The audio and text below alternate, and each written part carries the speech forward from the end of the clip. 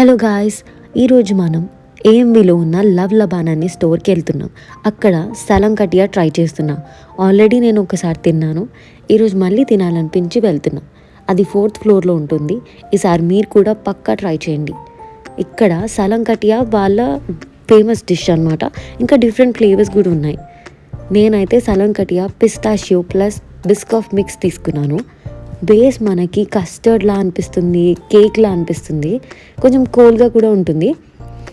And దానిపైన సేమియా ఇలా వేసేసి మనకు కావాల్సిన ఫ్లేవర్ని 2 ఫ్లేవర్స్ అయితే 2 ఫ్లేవర్స్ హాఫ్ కింద వేసిస్తారు.